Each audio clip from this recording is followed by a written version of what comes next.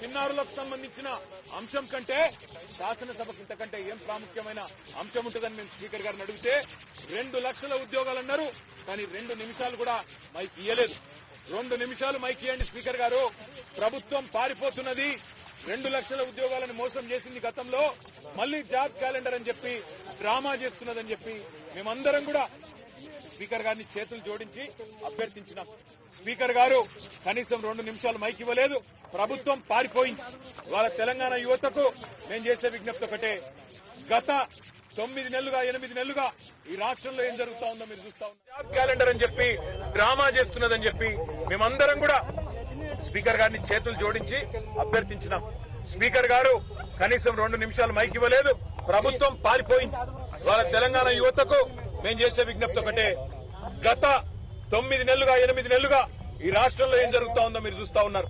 మిమ్మల్ని అందరినీ రెచ్చగొట్టి, మిమ్మల్ని అందరినీ ఉసిగొలిపి 2 లక్షల ఉద్యోగాలని చెప్పి మాయమాటలు చెప్పి, గ్రూప్ 2 పోస్టులు 2000 చేస్తామని చెప్పి, గ్రూప్ 3 పోస్టులు 3000 చేస్తామని చెప్పి, గ్రూప్ 1 లో 1:100 నిష్పత్తిలో పిలుస్తామని చెప్పి, మెగా డిఎస్సీ వేస్తామని చెప్పి, జీవో 46ను సవరిస్తామని చెప్పి ఏది చేయకుండా మళ్ళొక్కసారి జాబ్ క్యాలెండర్ పేరిట మభ్య పెడుతున్నందుకు స్పీకర్ ను మేము అభ్యర్థించినాం.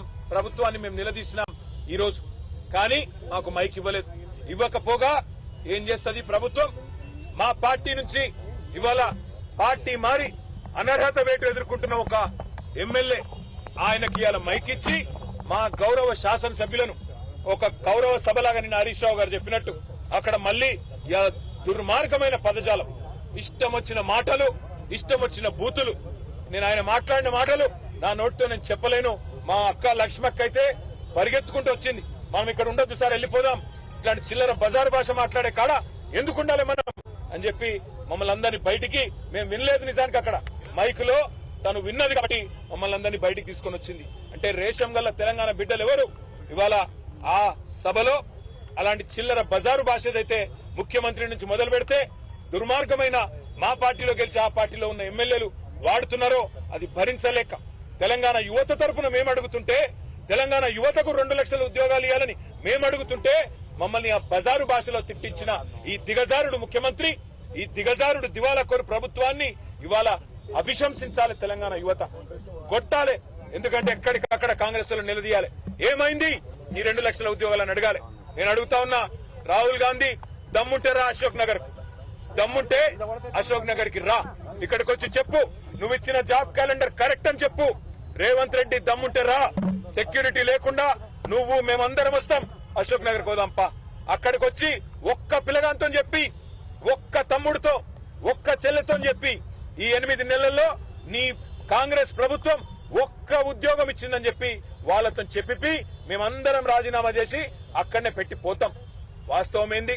ఇప్పుడే పల్లా రాజేశ్వరరెడ్డి గారు చెప్పినట్టు మందికి పుట్టిన బిడ్డలు మా బిడ్డలు అని చెప్పుకుంటూ ఇవాళ కేసీఆర్ ప్రభుత్వం ఇచ్చిన 30-40 వేల ఉద్యోగాలు కాగితాలు మాత్రం నువ్విచ్చి ఇవాళ డ్రామా ఏదైతే ఆడుతున్నావో రేవంత్ రెడ్డి, నేను అందుకే అంటున్నా, నీది డ్రామా కాకపోతే, నీది అబద్దం కాకపోతే, నువ్వు ఇచ్చిన ఉద్యోగాలు నిజమే అయితే నువ్వు వస్తావా, నీ రాహుల్ గాంధీ వస్తాడా? రండి, సిటీ సెంట్రల్ లైబ్రరీకి వస్తారా, అశోక్ నగర్ వస్తారా, ఉస్మానియా యూనివర్సిటీకి వస్తారా, ఎక్కడికి వస్తే అక్కడికి రండి. రేవంత్ రెడ్డి మళ్ళీ అంటుంటాడు మగాళ్ళు అయితే అని. నేను అంటున్నా, రేవంత్ రెడ్డి మగాడు అయితే రా, అశోక్ నగర్ కి రా, అక్కడ పిల్లలే చెప్తారు నువ్వు ఉద్యోగాలు ఇచ్చిన మాట వాస్తవమా కాదో చెప్తారు. నీ రాహుల్ గాంధీని తీసుకురా, ఇచ్చిన మాటలు ఏమైనా నిలదీస్తారు. కాంగ్రెస్ నాయకులను తరిమేసే పరిస్థితి ఉంది ఇవాళ తెలంగాణ యువత. ఒకవైపు యువత రోడ్ల మీద ఆందోళన చేస్తా ఉన్నారు. నిన్న రాత్రి దిల్సుఖ్ నగర్ లో జీవో నంబర్ 46 సవరించాలని వేలాది మంది పిల్లలు రోడ్డెక్కినారు. మరొక వైపు ఇవాళ 1800 మంది మాజీ సర్పంచులు ఇవాళ తమ బిల్లులు విడుదల చేయాలని చెప్పి సెక్రటేరియట్ ముట్టడిస్తే వారిని తీసుకుపోయి అరెస్ట్ చేసి పెట్టినారు. మా నాయకులు హరీష్ రావు గారు, వారి నేతృత్వంలో మా కొంతమంది శాసనసభ్యులు వారంతా అక్కడికి పోయినారు. నేను ఇవాళ ఈ ప్రభుత్వాన్ని డిమాండ్ చేసేది ఒకటే, మభ్య పెట్టి ఎక్కువ కాలం మీరు నడపలేరు. మార్పు అని ఎక్కువ రోజులు ఏమార్చలేరు. తప్పకుండా ప్రజలు తిరగబడే రోజు వస్తుంది. ముఖ్యంగా మీరు ఎవరితోనైతే గోక్కోకూడదో వాళ్లతో గోక్కుంటున్నారు, తెలంగాణ యువతతో, తెలంగాణ పిల్లలతో. మీకు తెలుసు 2 లక్షల ఉద్యోగాలు బోగస్ అని తెలుసు, మీరిచ్చిన జాబ్ క్యాలెండర్ బోగస్ అని తెలుసు. అయినా తెలిసి మళ్లీ పిల్లల్లో ఇవాళ ఉద్వేగాల్ని రెచ్చగొట్టే విధంగా లేని ఒక వాతావరణాన్ని నిర్మాణం చేసే ప్రయత్నం మీరు చేస్తా ఉన్నారు. మీ క్యాలెండర్ బోగస్, అందులో ఉద్యోగాలే లేవు, అందులో తారీఖులు తేదీలు తప్ప ఏమీ లేదు.